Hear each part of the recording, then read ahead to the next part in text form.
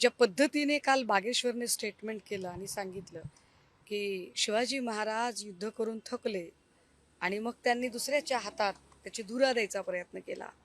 मला प्रश्न विचारावासा वाटतोय राज्याच्या मुख्यमंत्र्यांना, जे काहीच दिवसांपूर्वी काँग्रेस प्रदेशाध्यक्ष हर्षवर्धन सपकाळजी यांच्याबद्दल वाटेल त्या भाषेत अध्वा बोलत होते.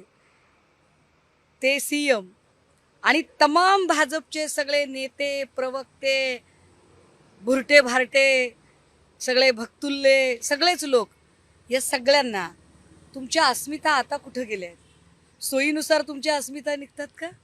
तुम्हाला वाटेल त्यावेळेला तुम्ही बोलाल आणि वाटेल त्यावेळेला विषय सोडाल.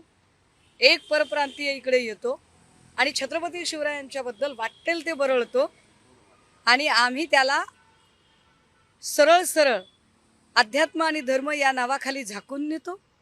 त्याला आम्ही एका शब्दाने बोलत नाही, त्याला जाब विचारत नाही.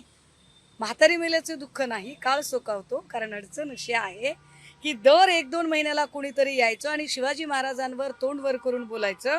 म्हणजे तुम्ही जाणीवपूर्वक ठरवून पुन्हा पुन्हा छत्रपती शिवरायांवर अटॅक करण्याचा प्रयत्न करताय.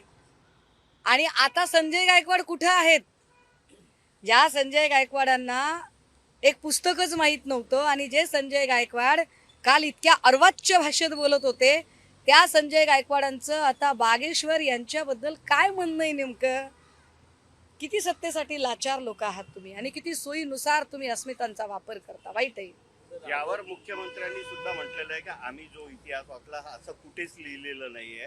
एक प्रकारे ते सुद्धा याचा विरोधच करताय. नाही, तुम्ही फक्त आम्ही वाचला नाही इथपर्यंत म्हणून थांबताय, पण तुम्ही लगेचच बागेश्वरचे पुतळे जाळणं किंवा निषेध नोंदवणं केलं नाही.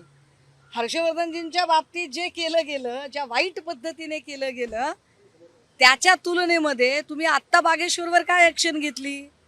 मुख्यमंत्र्यांनी इतिहास वाचला नाही, कारण इतिहास तसा नाहीच आहे. परंतु एक माणूस येऊन या महाराष्ट्राच्या अस्मितेवर घाला घालू पाहतो. कारण राजे आमच्या मनामनात कणाकणात नसानसात भिनलेले आणि आमच्या अस्मितेवर एक माणूस येऊन बोलतो आणि त्या कार्यक्रमाला विशेषतः तिथेच मज्जाव केला जात नाही. त्या मंचावर गडकरीजी होते, त्या मंचावर सगळे भाजपचे वरिष्ठ नेते होते आणि यातल्या एकाही माणसाने बागेश्वरला मज्जाव केला नाही. पुन्हा कशाला बाता मारताय?